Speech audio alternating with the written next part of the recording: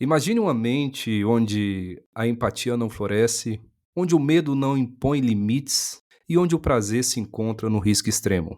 Hoje, a gente vai mergulhar um pouquinho no enigma universo da psicopatia. Aqui no podcast Cerebrando, a gente discute várias questões. Dentre elas, vamos desvendar as raízes do comportamento que desafia nossa compreensão de humanidade.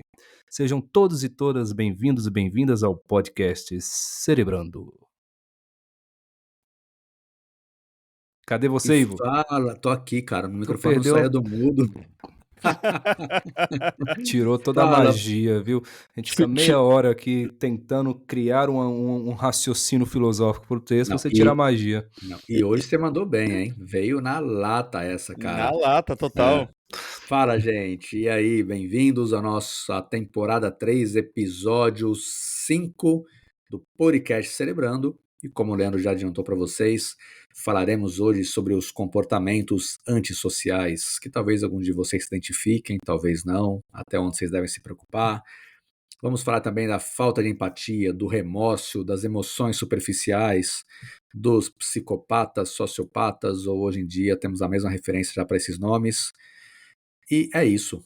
Vamos começar então. E aí, Diogo, dá um oi por aí para a gente poder E aí, debater. pessoal, tudo certo? Vamos falar sobre os psicopatas, então. Será um tema bem interessante. Vamos lá, bola pra frente. Vamos embora. Pô, vamos começar entendendo como que a psicopatia se diferencia de transtornos de personalidade, cara. Eu acho que essa é uma dúvida que muita gente tem, né? Ah, mas é um transtorno de personalidade, é a mesma coisa que psicopatia. Psicopatia e sociopatia é a mesma coisa. Preciso tomar cuidado com todo mundo que é meio violento, tem um caráter explosivo ou não? Enfim, vamos desvendar o que está por trás desse Então, mundo maluco. na verdade, todo mundo que é violento, a gente precisa tomar cuidado, né? Independente de ser psicopata ou não. Eu digo que a vida já é tão curta pra gente ficar se aproximando de pessoas que nos causam desconfortos, né? Algumas Tão vão mal, né? causar, isso é fato, né? Mas a gente tem hoje possibilidade de escolha sobre quem nós estamos dispostos a aceitar alguns desconfortos. Claro, violência em hipótese alguma. Vamos lá, então. Tua primeira pergunta, né? Se existe uma diferença, se o transtorno de personalidade ele está dentro da psicopatia em si, né? A gente já pode dizer de forma muito, muito direta que a psicopatia ela vai ser diferente de um transtorno de personalidade. São conceitos relacionados em si, mas não são a mesma coisa. Tá? Então isso já tem que estar muito claro. Por quê? Porque a psicopatia a gente pode dizer que ela é considerada um subtipo específico em si dentro de transtornos de personalidade. Ou seja, quando a gente fala de transtorno, eu já expliquei aqui em outro momento, que transtorno basicamente vai ser aquilo que transborda, né? E quando a gente pega dentro das classificações, o próprio DSM-5, né, Diogo? Eu acho que ele já discute um pouco o transtorno de personalidade antissocial, Já né? sim. Se a gente for Uhum. buscar aí no TPA, as abreviações em si, tá parecendo livro de neuropsicologia. Livro de neuropsicologia é a coisa mais chata de ler, porque você fala, o paciente tem TPA e ele fez um teste HTC que virou um QP3, e aí ele evoluiu para IZ4. Você fica parecendo um maluco, né, na leitura. O cara Fala. vira uma sigla, né, Leandro? Não, Exatamente. falou o cara que escreveu um livro de neuroanatomia, neurogenética, Mas eu não, neurofisiologia, mas eu não fico neurociência. colocando siglas, né? Então, quando a gente pega o DSM em si, que é o diagnóstico nós temos hoje de Associação Americana de Psiquiatria, a gente vai ter algumas definições importantes. Por exemplo, diferenciando esse transtorno de personalidade antissocial, a psicopatia em si, né? Hoje a gente já faz aí, de certa maneira, uma junção entre as duas. A gente pode falar um pouquinho mais para frente qual que é a diferença, mas já deixo para vocês e quebra alguns estigmas que as pessoas pensam que todo psicopata ele vai cometer algo, né, que todo psicopata necessariamente vai matar, todo psicopata, e pelo contrário, né, a gente tem uma porcentagem até significativa na população, é uma estrutura de personalidade muito narcísica, né, em si, e tem essa questão de assumir cargo de poder, e depois a gente pode discutir um pouquinho isso melhor, mas respondendo, não vai ser sinônimo, e existem vários transtornos, e a psicopatia, a personalidade antissocial em si, ela vai se enquadrar dentro de alguns deles. Nós temos em média, Ivo, no mundo, 3% das pessoas na população tendo uma característica de TPA, transtorno de personalidade antissocial, mais conhecida como psicopatia antigamente, tá? No entanto, você não vai ver essas pessoas fazendo as mesmas coisas. Isso é importante que todo mundo entenda. Porque todo mundo fala do psicopata como aquele que cometeu crimes horrendos, como aquela pessoa que foi um serial killer. Nós temos ali documentários de pessoas que não tinham remorso algum e cometiam crimes, que enganavam os outros. Mas, na verdade, você tem, às vezes, um psicopata que é uma pessoa que está passando colegas de trabalho para trás, e ele tem sinais de TPA, ou ela tem sinais de TPA, por exemplo. Você tem ali uma pessoa que comete pequenos delitos. Portanto, você pode, muitas vezes, não saber, mas você está convivendo com uma pessoa extremamente egocêntrica, sem remorso, ao teu lado. E aí você vive diante daquele contexto, sofrendo com aquele contexto, sem dúvida alguma, e a pessoa nem percebe porque ela acha que o psicopata ou a psicopata são pessoas que cometem crimes horrendos e nem sempre essa é a realidade. Agora, vamos trazer isso um pouco pro dia a dia aqui, né? A gente tem hoje, por exemplo, um filme, uma série lá que fala muito do Maníaco do Parque, que tá em alta, sendo muito discutida, tá ficando inclusive entre os top 10 mais assistidos aí. E o que a gente vê ali é um comportamento de alguém que na prática, né, ele não tem empatia, ele não tem remorso, só que ele consegue ao mesmo tempo também ter um grau quase que de um charme superficial, ou seja, ele consegue dobrar, consegue com palavras encantar aquela pessoa, ele consegue manipular de uma forma quase que calculada aquela pessoa em prol de algo que ele quer.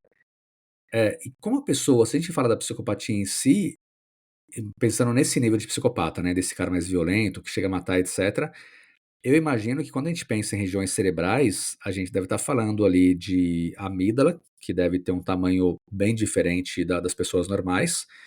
Imagino eu também, como ele não tem o controle para fazer isso, também da parte pré-frontal, né? Sem falar da questão de empatia, etc.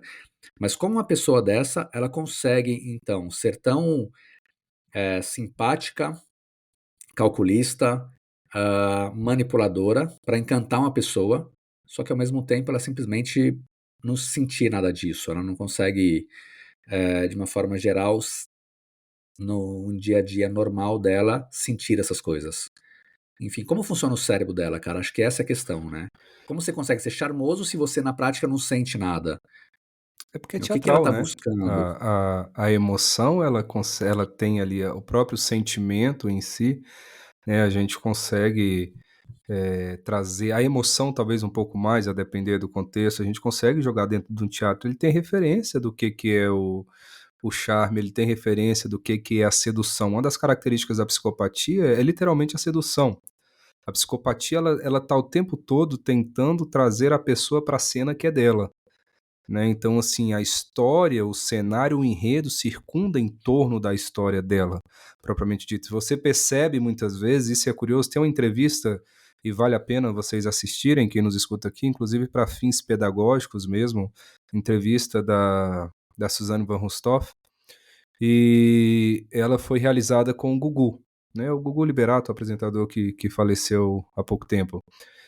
É muito curioso, porque eu tenho a sensação que o Gugu ele fez um curso de PNL ali durante uns 2 meses antes de atender de conversar com a Suzane, e aí nada contra a PNL, tá, gente, mas muita coisa não é científica, algumas coisas são, tá, eu não tô aqui para desconstruir, pelo contrário, mas a gente tem que ter cuidado pra gente não jogar tudo no campo da ciência, aquilo que não é. Mas tem coisas científicas lá sim também. E aí, o que ele faz? Uma das características para você estabelecer o rapport ali, né, para você conseguir criar o vínculo, é você elogiar alguma coisa que é da pessoa, né, que é dela, alguma coisa que é dela propriamente dita. Aí o Gugu já começa a entrevista falando: "Ai, Suzane, eu vejo que você é muito vaidosa, que você cuida das suas unhas", né, ele tentando fazer com que esse vínculo acontecesse. E aí chega um momento, e é muito interessante, porque são várias cenas, e é importante que vocês vejam com esse olhar mais clínico, com esse olhar de entender como que a pessoa vai trazendo para a cena propriamente dita. Algumas pessoas falam: "Ah, mas ela não é psicopata". Não, pelo contrário, os traços, a estrutura, a gente consegue ver claramente no comportamento dela.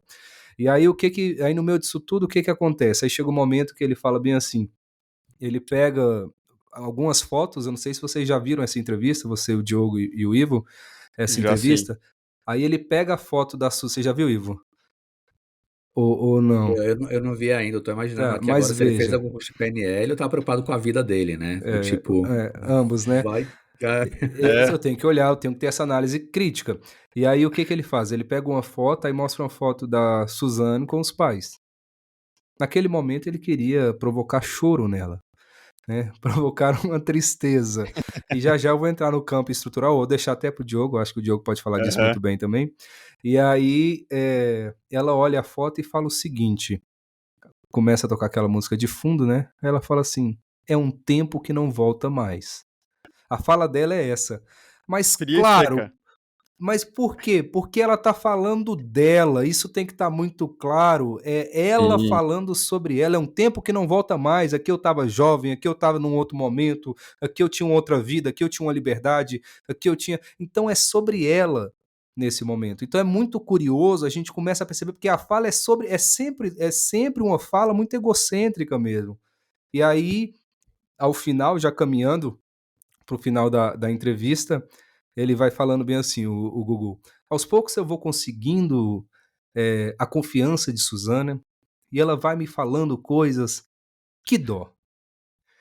Se vocês observarem na entrevista, Não. chega no final, ela tá direcionando a entrevista, ela tá pra cima dele, ela tá aberta assim já, e ele todo encolhido no cantinho assim, e ela falando só sobre ela, a entrevista era dela, ela entrevistava, ela mesma respondia, ou seja, é uma característica muito forte nessa questão de persuasão, nessa questão de trazer o outro pra cena, e claro, nesse caráter de manipulação.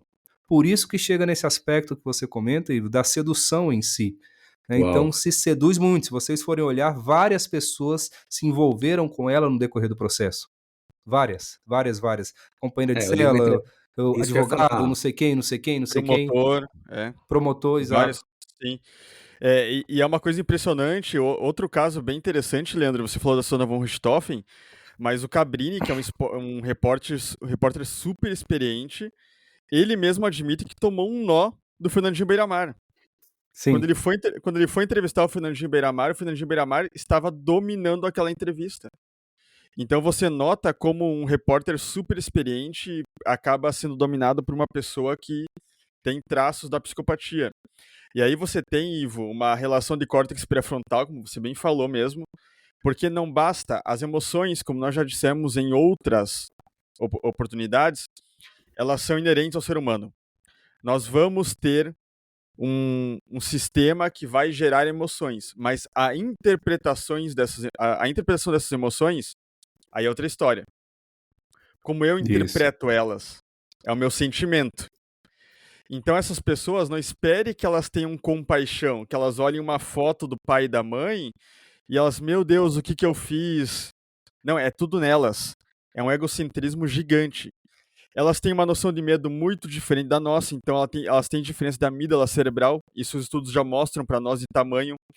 Elas têm uma disfunção desse córtex pré-frontal, que está relacionado com funções executivas como planejamento, controle inibitório, A como essa própria questão de ínsula, né, organização, Diogo? a própria ínsula. A ínsula que traz Eu ia esse comentar caráter isso mais agora. empático, esse neurônio espelho que te traz referência também de contrato social, Exato. né? Pensando na questão de empatia, aí a gente tá falando da ínsula, o pré-frontal, o ventromedial também, então deve ter alteração. Sim, mas o Quando que a a gente gente fala de consegue, empatia, você ia entrar onde eu ia falar agora. Tudo isso dá para se ver em imagens que o Diogo acabou de comentar, que quando a gente fala da amígdala dá, né? Mas outras regiões, a gente consegue nitidamente ver também quando se faz Então, o exame. qual que é a discussão? Inclusive, algumas pessoas me perguntam muito nesse aspecto de imagem, né? O problema é que existe toda uma avaliação que está para além da avaliação clínica. Né? Então, é uma análise muito mais computacional, uma análise mais refinada, que é difícil você fazer uma ressonância e falar, aqui está a ressonância de um psicopata. Claro, algumas vezes a gente consegue ver algumas Sim. questões, por exemplo, redução do volume da amígdala, a gente consegue ver uma menor ativação em algumas regiões da região do córtex pré-frontal, a gente consegue ver ali a própria ínsula nesses espelhos em si, nessa região que está intimamente envolvida com a empatia, mas ainda a gente não tem algo que fale assim, ó, posso fazer a ressonância e aqui eu vou saber quem é psicopata e quem não é. Não, clinicamente não, cientificamente, com análise mais fina, mais minuciosa, a gente já tem aí algumas informações também.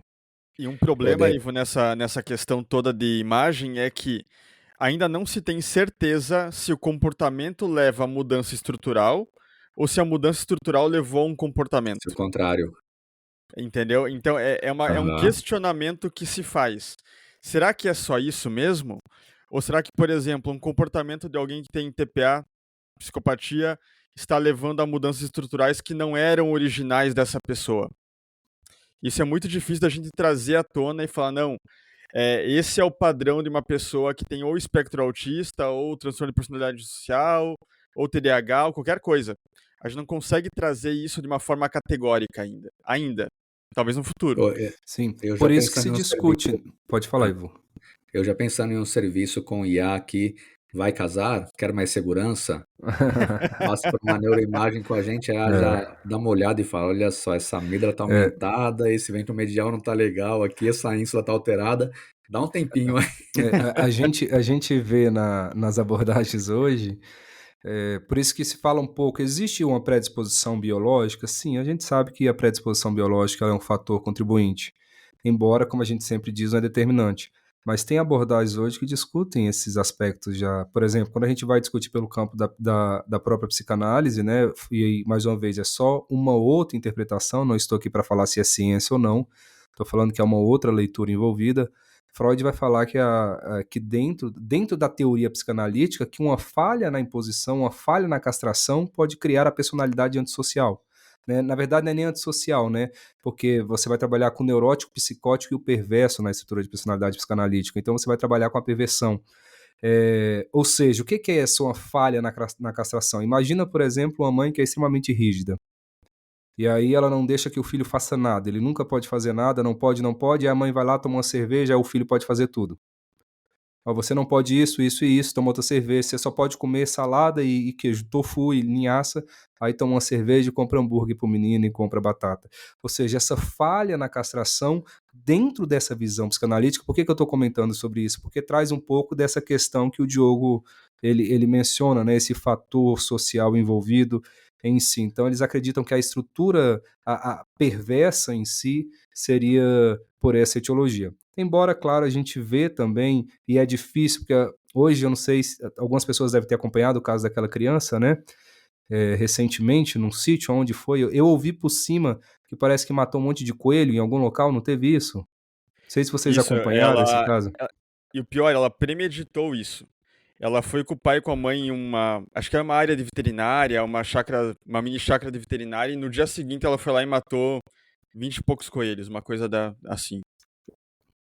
Caraca, uma criança fez isso? Uma criança. Isso foi agora, recente. Já veio um traço fortíssimo, então, aqui, né? Vira, mas a gente não pode dizer que é.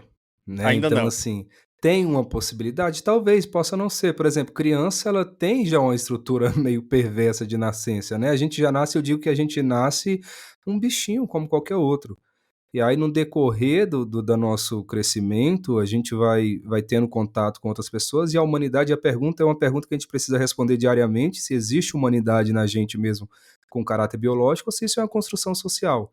Porque a gente nasce, a gente pega formiga, pisa na formiga, a gente joga fogo, álcool na formiga, tem gente que pega o gato, joga na parede, a criança é um pouco disso. Então, até que ponto isso é permitido e até que ponto isso passa a ser preocupante? Né? É uma questão que a gente começa a avaliar. Mas a pergunta ela fica lançada. No final de tudo isso, nós temos realmente uma humanidade em nós ou nossa humanidade é em decorrência de um conceito, de um construto ético e moral, ou de uma visão religiosa, ou de medo de uma punição divina ou algo do tipo? Eu confesso que eu não sei dizer. Super bem colocado. Eu só preciso voltar em um ponto. Eu espero que você não tenha nada contra pessoas que comam salada, tofu e linhaça, né? Mas deixando isso para uma outra hora. Salada, tofu e linhaça não. Agora, quando a gente entra pro piqui, pro jiló e pro coentro, eu já vou ter que posicionar. Cara, olha só, com base no que você está falando agora, a gente pode dizer então que talvez o fator ambiental tenha muito mais peso que o fator genético. Não sei. Não dá pra saber. Não Não dá pra sei. saber. Mas é uma hipótese. Sem Quando dúvida. a gente olha, por Sim, exemplo, sim, se a sim. gente pegar, tem alguns livros bem interessantes sobre isso, escritos, por exemplo, por agentes aposentados do FBI, que eles falam muito sobre essa questão, né, da análise. E uma coisa que eles encontravam em quase todos era: a criança tinha sido abusada, tinha sido violentada, apanhava muito dos pais, etc. E nenhum, quando a gente olha na raiz da família, não existiam casos anteriores onde alguém da família tivesse já feito algo assim. Mas a criança passar por isso acabou mudando então a estrutura cerebral, e a partir daí ela teve prazer em matar mulheres, por algum motivo daquilo que aconteceu com ela. Outras não, o cara mata homem, mata mulher, mata todo mundo, mas o que tinha em comum era essa questão do tinha sido abusado e tinha sido muito violentado com relação à violência física mesmo, né? Isso acabou Sim. alterando aquela estrutura, e aí a gente via, e aí o agente via isso como um fator que estava presente em quase todos os casos de psicopatas que eles encontravam e conseguiam entrevistar. Se a gente Uhum. tomar por origem o que vocês estão falando agora, e casos como esse, a gente teria então um forte indício de que o ambiente pode pesar muito, porque a gente vai ter praticamente uma neuroplasticidade maligna funcionando ali, né? Sem Imagino eu. dúvida. Né, até porque, assim, a gente tem Uhum. estudos hoje que eles já são bem claros, né, que fala assim: existe uma predisposição genética, isso é fato, né, para que a pessoa traga um pouco dessa falta de empatia, da própria impulsividade. Só que, e aí a gente já, o Diogo já comentou um pouquinho, aí envolve a amígdala, envolve o córtex pré-frontal, envolve a própria ínsula em si. Só que a gente sabe também que existem fatores ambientais e estudos comprovam isso também, né? Como você bem diz, o próprio trauma na infância, né, abuso em si, crianças que foram ali, de certa maneira, abandonadas, isso vai contribuir também para que essa estrutura ela acabe criando esse padrão. Por quê? Porque, mais uma vez, é referência. A gente já comentou aqui algumas vezes que o afeto só consegue ser dado por quem recebeu. O amor só consegue ser retribuído quando você o recebe. Agora, quando você não o tem, qual que é a referência? O que você vai ofertar para o outro? Né, se no meio das minhas relações eu cresci, é tanto que a gente vê isso claramente. Crianças, filhos de pais, de pai, né, em um relacionamento pensando entre um homem e uma mulher em si, tá? Nesse momento, só por uma questão pedagógica. Mas então o filho de pai, aonde esse pai, ele por acaso ele agrida a mãe, a chance da criança crescer e virar um agressor é altíssimo. Inclusive, quando você pega estatisticamente, é muito alto. É muito alto. Por quê? Porque o que que essa criança ela tem de referência para ofertar? É a agressividade. Então, quando a gente pensa nessa questão, o fator ambiental ele potencializa sem dúvida. Por quê? Porque ele vai desencadear esses comportamentos, e aí a palavra é essa: comportamentos psicopáticos, mas comportamentos psicopáticos nem sempre é a psicopatia, isso tem que estar muito claro. Mas quando você tem um indivíduo que tem uma predisposição genética, essa interação entre genética e ambiente vai ser muito forte. Por isso que a gente sempre considera os dois lados. Como eu já comentei, existem psicopatas e vários, inclusive, que seguem a vida todinha sem cometer nenhum crime, sem fazer nada. Esse era o ponto agora que eu ia colocar. Sim. Então, há de se falar também que psicopatas não são necessariamente violentos. Esse é um ponto bem importante, Ivo, porque nem todo psicopata vai ter uma violência, vai ser alguém que tem uma violência inerente à vida dele. Então, e o problema é que as pessoas às vezes querem colocar uma psicopatia para pessoas que tiveram referências erradas, como o Leandro falou. Então, se você é alguém que viveu numa casa completamente violenta, que qualquer coisa que, sei lá, que aquela mulher falasse era um tapão na cara, qual que é a referência que essa criança recebeu? Só que para você explicar melhor pro pessoal, ter a genética não significa ter a condição. Você pode ter genética para ser diabético, só que se você for uma pessoa completamente saudável, pode ser que você não desenvolva essa diabetes. Então nós precisamos ter a genética mais um gatilho ambiental. E aí, com esse gatilho ambiental, você talvez demonstre mais características do que aquela pessoa que é apenas violenta.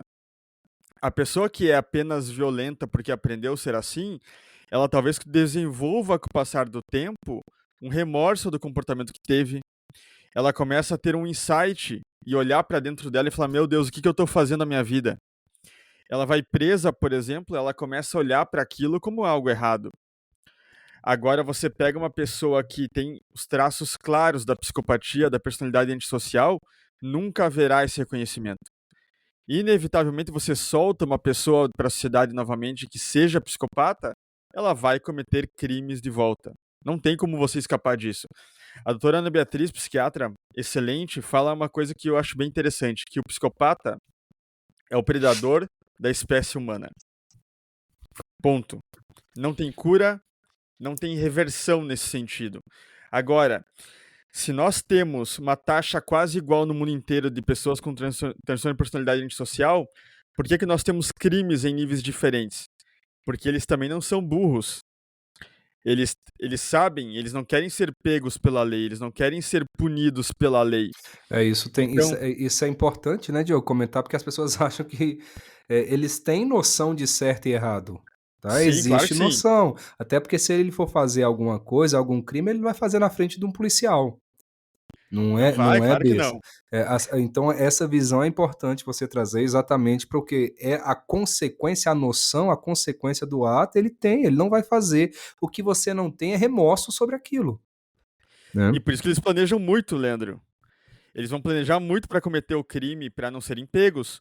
Portanto, um sistema que pune no sentido de deixar mais difícil cometer o crime vai surtir efeito em cima deles também, porque ninguém quer ser pego pela polícia, ninguém quer ficar preso 10 anos em isolamento ou pegar uma perpétua, como nos Estados Unidos, não querem. Então, esse é um ponto importante também. Agora tem que entender que nem toda pessoa que comete crimes está dentro da psicopatia e nem todo psicopata vai cometer os crimes horrendos como nós vemos aí na TV. Dá para se dizer, ouvindo vocês agora, que psicopatas tendem a ter um QI um pouco mais elevado, ou seja, ter um grau alto de inteligência? Sim, Porque sim. para conseguir Depende. manipular pessoas, ao mesmo tempo utilizar o charme, mesmo sem ter emoções, sem ter sentimentos específicos, ou seja, não sentindo, as pessoas deveriam, no mínimo, ter um QI ali, não sei se um QI alto, mas pelo menos um nível de inteligência alto para que ela conseguisse fazer isso, ou não, são coisas diferentes. Nem todos. Você pode encontrar pessoas com QI alto dentro de transtornos, mas não significa que foi o transtorno que levou essa pessoa a ter QI alto. Isso é uma coisa importante que vocês entendam também. Porque às vezes existem certos exemplares dentro daqueles transtornos que fogem à regra. As pessoas acham, por um exemplo só, que todo mundo que tem espectro autista, por exemplo, tem QI mais alto, e não é a realidade. Em média, 70% das pessoas no espectro têm QI até abaixo da média, ou igual, ou normal. E quando a gente fala de transtorno de personalidade antissocial, nós vem à tona, talvez, aquelas que sejam muito fora da curva. Aí cometem, claro, crimes com grandes planejamentos, conseguem ficar meses sendo perseguidos e ninguém pega porque tem uma inteligência acima da média. Mas com certeza absoluta, Ivo, existe uma gama de pessoas que têm o transtorno de personalidade antissocial que não estão acima da média de QI e que são pessoas que não conseguiriam fazer grandes E até males porque assim. QI não é inteligência, tá, gente? Isso Não tem é que ficar muito inteligência, claro. exatamente. Esse coeficiente de inteligência aí, ele não tá. Até porque a inteligência envolve várias questões. Eu já disse isso em outro momento aqui. Existem pessoas com QI gigantesca aqui no Brasil que são grandes bananas, tá? E aí eu não tô nem aí, que eu já falei que eu ando meio frontalizado mesmo. Agora, uma questão que é interessante a gente discutir nas falas, creio eu que algumas pessoas estejam aqui perguntando, tá, mas como assim? O trem não bate o cálculo, né? Vocês estão falando que são pessoas que planejam e planejam muito, só que ao mesmo tempo vocês estão falando que tem uma disfunção do córtex pré-frontal, só que o córtex pré-frontal é a área que planeja, como que isso acontece? Né? Talvez essa dúvida ela comece a emergir. Então, entenda que a parte ventromedial, e isso já foi falado inclusive pelo Ivo agora há pouco aqui, existem outras áreas, dorsolateral, a parte orbital, mas a parte ventromedial, ela é uma área que está envolvida nesse planejamento, mas também está envolvida no controle inibitório. E além disso, é uma área que é envolvida nessa capacidade da gente antecipar consequências morais. Ou seja, quando a gente começa a estudar a psicopatia, o cérebro do psicopata, essa área em si, ela parece apresentar uma redução sim de atividade, né? Então tem uma característica de disfunções, mas isso não significa que essa estrutura ela não esteja funcionando completamente. A redução, mas não quer dizer que ela não esteja funcionando. Ou seja, os psicopatas eles conseguem planejar, a gente já viu isso várias vezes em vários casos, mas suas decisões propriamente ditas, elas literalmente carecem de uma inibição moral. Essa é a questão. Então essa inibição moral, essa questão empática, a gente vai ver que ela é bem reduzida em si, tá? Então, só para a gente conseguir linkar. Então, vamos pensar assim, essas pessoas que, sei lá, podem elaborar planos, esses planos mais detalhados, mais estratégicos, isso vai acontecer normalmente, tá? Agora, o que difere no meio desse processo é que sem uma função plena, uma função completa dessa região do córtex pré-frontal ventromedial em si, eles não têm uma avaliação emocional, uma avaliação profunda das consequências para com o outro em si. E aí a gente vê todos os comportamentos. Ou seja, no meio disso tudo, essas alterações elas vão permitir que essa pessoa ela consiga planejar, claramente, ela planeja de forma fria, ela planeja de forma calculista, sim, só que sem o impacto, e isso é importante, sobre as vítimas em si. Então, por exemplo, em decorrência desse fator de controle inibitório, sob atribuir significado ao que aconteceu, sob atribuir representação emocional ao que aconteceu.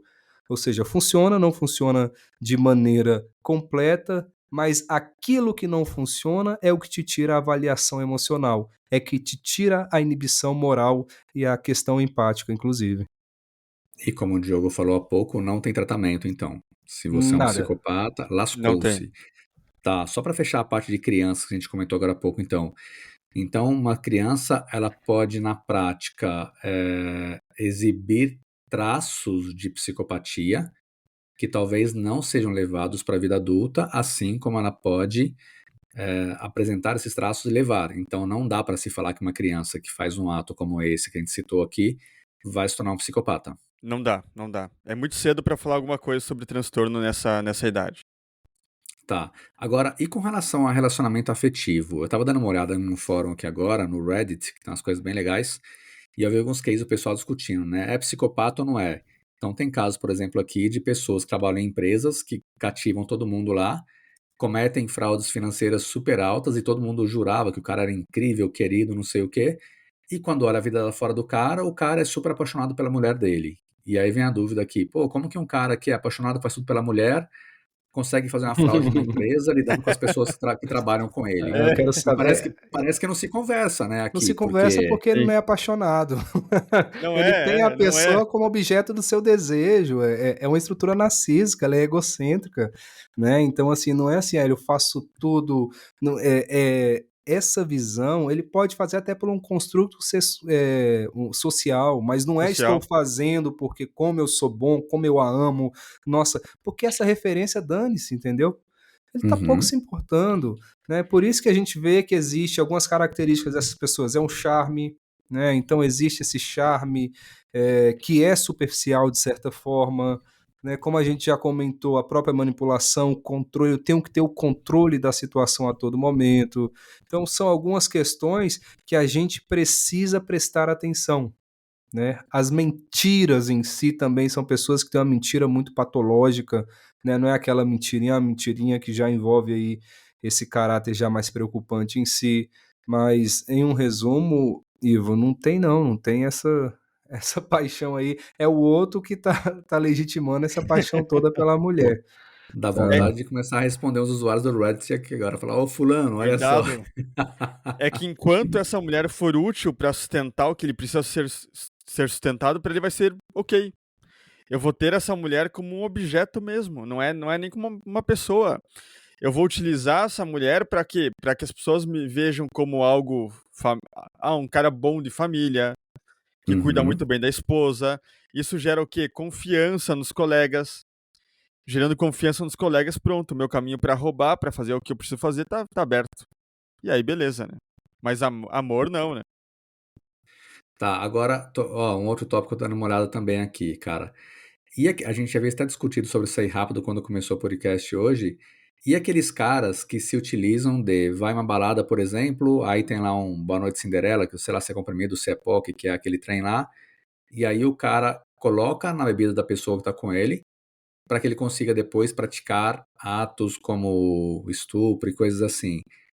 Esse cara, que nem de psicopatia a gente está falando, porque um cara, para fazer isso com uma mulher que ele não conhece ou conhece, ao ponto de fazer com que aquela droga seja ingerida, a pessoa perca a noção do tempo e utilize a pessoa do jeito que ele quer, imagino eu que a gente está falando de um nível de psicopatia hard aqui, né?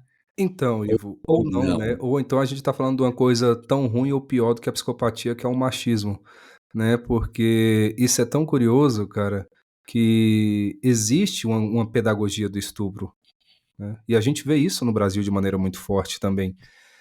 A gente sabe hoje, tem vários estudos que mostram em várias situações, quando uma mulher passa por uma violência em si, um ato abusivo ou algo do tipo, a primeira pergunta que as pessoas fazem é: mas com que roupa você estava vestido? Inclusive, a gente já viu estudos, já viu relatos de pessoas comentando, inclusive dentro do âmbito institucional, da polícia em si. Então, mas você estava vestido como? O que que você estava fazendo? E aí tem aí uma fala do feminismo, né, de década de 60, 70, que eu acho fantástica. Eles dizem o seguinte: uma roupa nunca estuprou uma mulher. Quem estupra é o homem. Então, assim, quando a gente pensa nesse caráter de colocar bebida e tudo mais, isso nem se configura, muitas vezes pode se configurar dentro de uma estrutura de personalidade psicopata em si, um TPA pode, né? Mas pode simplesmente não ser também. Por quê? Porque cai nesses outros contextos que a gente precisa considerar, né. Claro, a ação ela envolve traços clássicos, por exemplo, a falta de empatia, é uma manipulação, a gente vê que é uma manipulação extrema também, e tudo, Uhum. mas não quer dizer que esse comportamento propriamente dito, ele se configuraria dentro de uma pessoa psicopata. Até porque a gente vê que isso acontece em vários contextos e a maioria das vezes, infelizmente, a gente acaba deslegitimando a vítima, né? Então a fala e o discurso ele sempre pesa mais para a vítima e não para o abusador. Isso é verdade. Mas vocês viram que lançaram um tratamento para isso, né? Para evitar que o cara coloque algo nos copos de bebida? Facão. É, É, exatamente. exatamente, É, exatamente, você, cara. você usa um antes e um depois. Nunca mais a Acabou. pessoa tem um comportamento como esse. Mas Pô, então, isso é brincadeiras à curioso. parte meio sérias, né? Mas é curioso essa Sim. tua fala, Ivo, porque assim, claro, é uma brincadeira, mas tem uma questão muito séria envolvida, sem dúvida. Mas é Muito. curioso que as pessoas falam: "Ah, mas então vamos fazer castração química". Você vai fazer castração química, você vai ter que tirar, não é tirar a genitália que vai resolver o problema, porque a estrutura perversa dá um jeito com outra coisa, arruma um cabo de vassoura, entende? É muito mais perverso do que nós Tá no possamos cérebro. imaginar. Tá na A não ser cultura. como que você vai lidar? Você vai ter que retirar o cérebro. Porque ou então Sim. retirou, ainda tem as 2 mãos, vai fazer alguma coisa, ainda tem as pernas, vai fazer alguma coisa. Infelizmente, assim, eu sei que parece soar um pouco pessimista, mas eu quero que me mostrem estudos sólidos na literatura de psicopatas reabilitados. Aí eu mudo todo o meu pensamento, aí eu mudo toda a É, visão. não, Mas até o momento a não gente sabe tem. que não tem. A Não gente não tem. tem, o sistema carcerário não dá conta e a gente vira essa bola de neve que nós temos aí sobre o que fazer ou o que não fazer, né. Tem um Cara, dado muito interessante, Ivo, que o Theodore Dalrymple, que é um grande escritor, ele é um psiquiatra inglês, e ele viveu por 25 anos dentro das prisões da Inglaterra. E tem um livro dele que o nome é sugestivo, que se chama A Faca Entrou. E o nome que ele dá pro É livro sugestivo pra caramba, viu. porra, tô não, pensando, Não, cara, na o hora. legal foi o meu semblante e o teu aqui agora. Eu e o Ivo aqui falou: "Rapaz, é tudo sugestivo bem". porque é como o Leandro falou, não tem nenhuma faca que entra. É a pessoa que utiliza a faca pra assassinar alguém, pra Exatamente, cometer alguma coisa contra alguém. E ele chega exatamente. numa conclusão bem clara como psiquiatra, que existem pessoas que de fato são más. Não vamos achar doenças para essas pessoas. Então Uhum. são pessoas que É. não tem como a gente pegar e falar assim: "Não, é por causa disso, disso, daquilo". Não, essa pessoa de fato é má. Essa E aí, pessoa cara, comete um ato que ninguém cometeria, que nenhuma pessoa normal cometeria. E ponto. Cai naquela questão, né, Diogo, que é o que a gente comentou agora há pouco. Mas no final, existem pessoas que de fato são más, ou nós somos assim, algumas pessoas conseguiram ser aí castradas e conseguiram aí entrar num construto religioso, ético, moral, para que a gente não fosse más? Né? Porque, para mim, a representação mais clara de que a gente se deleita com tragédia, a gente vê os jornais que nunca saem. Todo Sim, jornal acaba, mas esse jornalzinho do horário do almoço que só mostra a tragédia que a gente tem aí em todas as cidades, esse jornalzinho de 4, 5 horas da tarde que só mostram tragédias, está lá todo mundo assistindo. E basta ter um acidente ou morrer uma pessoa famosa que começam a vazar fotos e as pessoas tirando foto e mandando para um lado para o outro. Se isso não é maldade, eu não sei qual que é o conceito de maldade, pois é. né? Concordo, é verdade. É que talvez geneticamente a capacidade de fazer o mal, entre aspas, é algo que nós herdamos.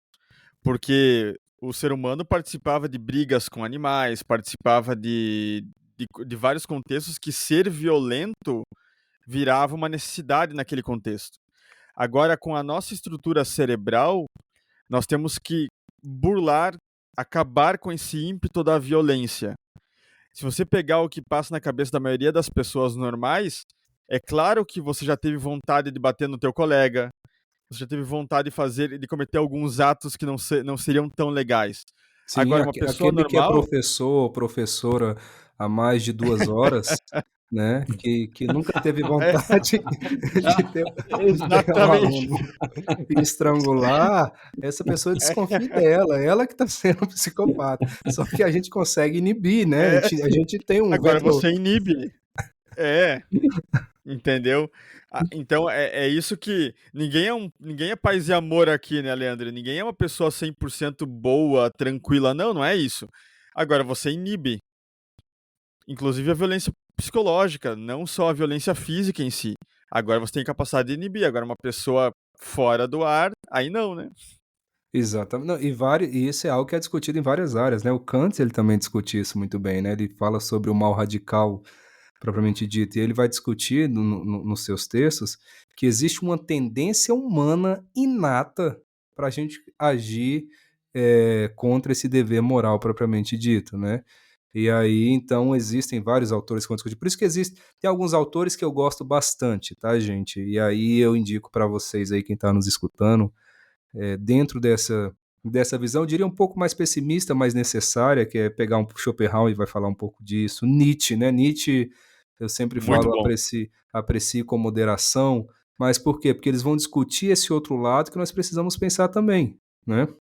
Porque se a gente pega o próprio Schopenhauer, na visão dele, e aí eu estou tentando fazer esse diálogo mais filosófico para a gente entender que isso está para além da discussão neurocientífica, mas ele vai dizer em si que a maldade ela surge da própria condição humana, inclusive de um egoísmo que ele é realmente inerente em si. Essa é a visão que ele traz. Uhum. Claro, outros autores podem trazer outras reflexões, mas é importante a gente discutir dentro desses conceitos também. Não quer dizer, todo mundo está escutando aqui, está falando, nossa, mas como as pessoas são ruins, a minha vida, eu sou uma pessoa tão boa, eu desvio da formiga, eu vejo uma barata, eu pego e coloco em outro local, mas eu não piso na barata.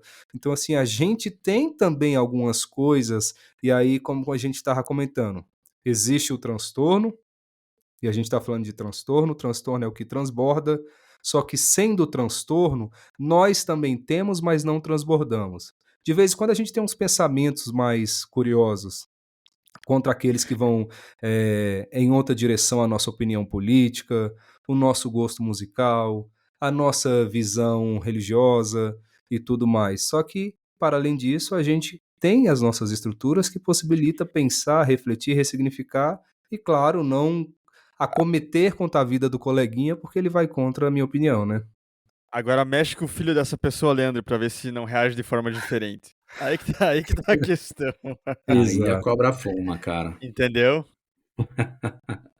Cara, agora, olha só, pegando esse ponto, a gente tá quase chegando no final aqui, cara, mas para ficar um pouco mais claro, pelo que a gente conversou aqui então, psicopatas, eles têm uma consciência moral, por assim dizer, com relação ao que é certo e errado. Agora, ou seja, eles sabem se é certo ou errado isso, mesmo apertando o botão ali do F, né, e tocando pau. Agora, eles sentem medo? Medo, nem medo do quê, moço? O Pois é. medo não. Se não existe A a emoção, estrutura que traz a tá. referência disso não tem, porque se tivesse medo, não faria tudo que faz do jeito que faz. Você tem um circuito de recompensa muito exacerbado. Inclusive, tem trabalhos que discutem esse mecanismo dopaminérgico neles. Então, o prazer sobrepõe qualquer razão e qualquer discussão de moralidade em si. Então, medo. Tem medo? Não. Você, claro, você tem ali um pensamento que o teu ato em si pode dar errado, por isso que eu não vou fazê-lo de qualquer forma em qualquer local. Mas o medo, o remorso, a visão associada à crueldade em si, isso não sabe nem do que se trata. E não tem Porque o como único você buscar, né? objetivo vai ser cumprir o plano. Então eles não querem ser pegos, não porque têm medo de serem pegos, porque eles querem cumprir o que eles querem cumprir, ponto final. E ficar E aí que solto é é a mais questão. legal do que ficar preso também, né? Porque Com biologicamente certeza. É? não é legal ficar preso, né? Ele também não é bobo. Não, não. Agora, já que eles não sentem medo, e a gente tá falando um pouco aqui de circuito de recompensa também, esse cara, ele sente prazer quando ele consegue manipular uma pessoa e consegue dobrar da forma que ele gostaria? Coloca um pi aí nessa minha fala, tá? Sente prazer pra cá, e aí vocês... E tá, É muito Muito prazer. prazer. coloquei aqui. É Muito, muito muito. prazer. Ele é movido por um princípio de prazer, literalmente, né? O princípio da realidade, mais uma vez, não existe. Né? É o princípio do prazer que movimenta. Ele vai sentir muito prazer. Por isso que eu comentei, esse circuito dopaminérgico é um circuito que vai ficar bem ativo dentro dessa estrutura de personalidade em si. Né? Então, sem dúvida, sente sim. Mas então, a manipulação desse cara é algo natural para ele, né? Ele não força isso. Ou seja, aquele charme que as pessoas conseguem ter é o que faz parte do cara já, ele não precisa forçar. Tá, Tá dentro dele. Tá Tá nele. exato. delineado o cara isso e Sim. tá. Agora, vamos pensar um pouco em profissões, cara. Como a gente falou, de níveis diferentes aqui com relação à psicopatia, dá para se falar então, será que alguma profissão você consegue encontrar pessoas com níveis de psicopatia de forma mais abundante? Claro. Por Política. exemplo, Política. Política. Isso aí. eu ia falar isso agora e falei por exemplo, cara. Eu ia falar política, eu falei por exemplo. Aí você jogou essa responsabilidade pra gente, né, Diogo? Exatamente. Você vai É, falar, só. vai receber mensagem dos políticos, como é que é essa história aí, né? Que história é essa? É muito comum essas profissões, porque nessas profissões que você tem a oportunidade de exercer poder, porque a relação da psicopatia é uma relação de poder, é algo que eles almejam, né? Então, existem vários traços psicopáticos em si nessas profissões. A gente pensa em executivo, esses CEOs todos da vida, né?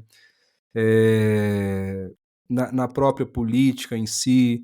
Então, As são áreas lideranças no que são muito geral, né? comuns. Áreas de liderança, inclusive de maneira muito curiosa, na própria venda também, na área de vendas também. É área de Essa vendas. competitividade, essa necessidade de persuasão que a venda em si ela acaba exigindo, ela também tem essa característica muito forte dentro da psicopatia. Né? E algumas especulações dentro da área da cirurgia também, de cirurgiões. Exatamente. Uou. Por conta de não ser possível criar uma empatia, talvez, com os pacientes?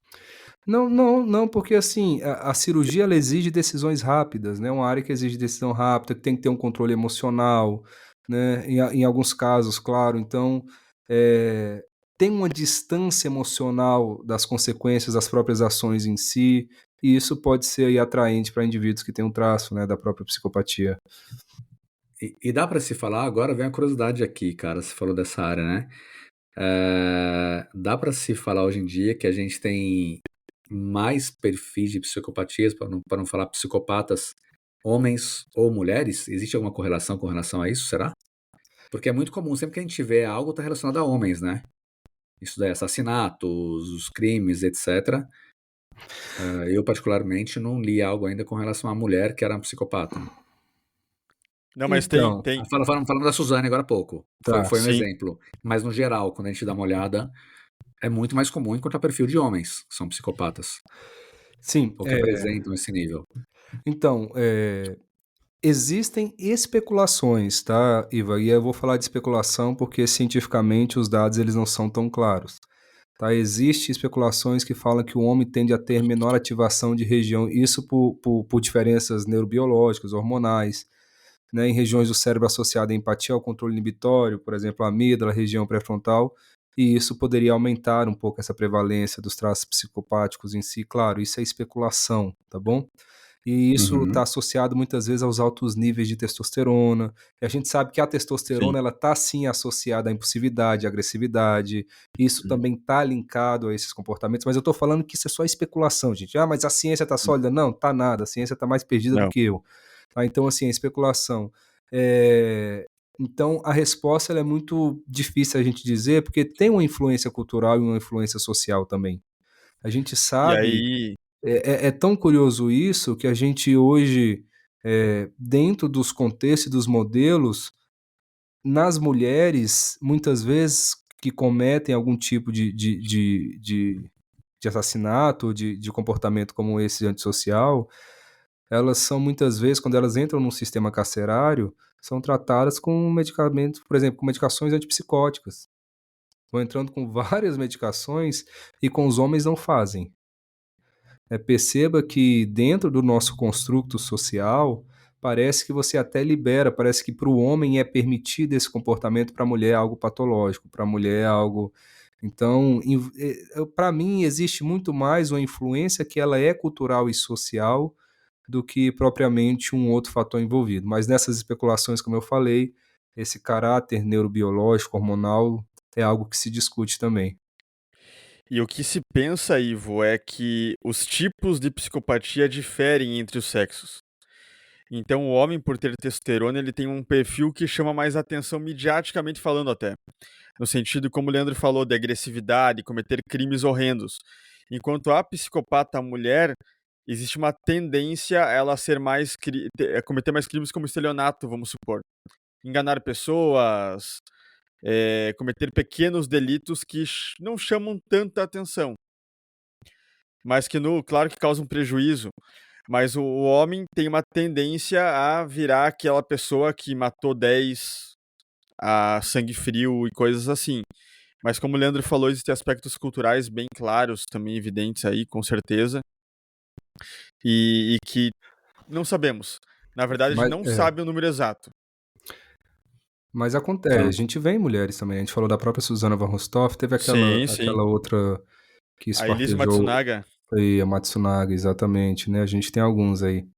Tem uma entrevista interessante também que vale a pena dar uma olhadinha, que é a entrevista do Pedrinho Matador, né, se Aham. eu não me engano é com o Marcelo Rezende também, entrevista que é bem curiosa pra gente Sim. ver com essa visão um pouco mais crítica, a dele, a própria entrevista com o Maníaco do Parque, né, e existe um momento em que se tem uma pergunta, né, porque, assim, mais uma vez, esse modelo que nós temos de tentar causar remorso e causar culpa em um cérebro que não tem essa referência é tolice. E aí o Marcelo Rezende fala bem assim, tá, e você já pensou, a pergunta que ele, que ele faz, né? E você já pensou se todas essas mulheres que você estuprou, se fossem suas filhas? Aí ele responde de imediato, e se eu fosse seu filho? É uma resposta na hora, ou seja, nesse momento ele já perdeu a guerra, né? Ele não foi à batalha não, perdeu a guerra. Então, essa habilidade de raciocínio rápido é algo muito curioso, por quê? Porque ela não está ancorada somente no discurso emocional, a emoção nos freia também, né. Uhum. Então é esse caráter, essa reflexão que a amígdala coloca em si, ela já saiu de campo, né, há muito tempo. Cara, você falou do Maníaco do Parque agora, eu pensei em algo. Vocês viram que ele vai casar, né? Teve uma mulher lá, acho que ela é de Santa Catarina, se eu não me Quem vai engano. casar? O Maníaco do Parque. Para A mim, mulher se apaixonou por ele. eu É. achei que ele tinha Me- falecido. Não. Não, Você Quer tem não, dizer, não. noção do meu nível Eu de acho que não. informação. Eu não que eu Não, eu também não não saiba. sabia. Mas e aí, cara? Aparece uma doida lá e fala assim: não, quero casar com você. E aí o cara Cada um com a mata sua ela de amor? loucura. O cara vai matar ela de amor? Como é que vai ser? Porque pô, a gente fala brincando aqui, matar de amor é foda. Até uma frase muito mal colocada aqui minha. Mas é meio surreal isso, né, cara? Depois que esse cara fez, aparecer alguém. E aí a pergunta a finalizar a gente teria ali, será, dois níveis parecidos de Você sabe, psicopatia, que uma se identificou com a outra e falou, cara, vamos os dois um matar de amor o outro aqui. tu sabia que existe uma parafilia, né, com essa questão, né, e os fetiches, a parafilia, uma delas é essa, nesse caso aí, ela estaria dentro de uma parafilia que a gente chama de, eu acho que depois dá um Google aí, Ivo, mas eu acho que é hibristofilia, uma coisa bem assim, tá? Dá uma olhadinha aí pra eu não estar equivocado. E é basicamente a parafilia que a pessoa sente atração, uma atração romântica, literalmente, uma atração romântica, pode ser sexual em si, por indivíduos que cometeram atos moralmente condenáveis. Olha que Acabou o curioso, né? podcast. Vamos E, embora. e aí Tá tudo errado, cara. envolve criminosos, e aí envolve a psicopatia. Mas dá um Google aí, vê se eu tô certo. Eu acho que é É isso aí. hibristofilia. É isso mesmo? Pronto, então Hibristofilia. exatamente, ou seja, tem também, né? E aí, né, eu não sei nem o que dizer, né, gente? Mas Também É não, também isso. não. é isso. Não. Olha, depois dessa, obrigado, pessoal, por terem ouvido a gente. Coincidentemente, isso veio já no finalzinho do nosso podcast Celebrando, e eu faço questão de deixar vocês agora com o Leandro e com o Tô de Jogo para fechar, porque algo está muito errado nesse mundo. E obrigado por terem ouvido o nosso episódio 5 da nossa temporada 3. Tô até meio perdido aqui agora, cara, com essas doideiras todas. Vocês nos encontram lá no nosso Instagram, @podcastcerebrando, no YouTube ou no @cerebrando. Aproveita para seguir a gente lá, deixar suas dúvidas, sugestões de temas. Estamos aqui para responder tudo que vocês quiserem. Temos resposta para tudo. Basta perguntar para o Leandro e para o Diogo e eu faço a voz de vocês por aqui. Nos vemos daqui a alguns dias para uma nova temporada aí.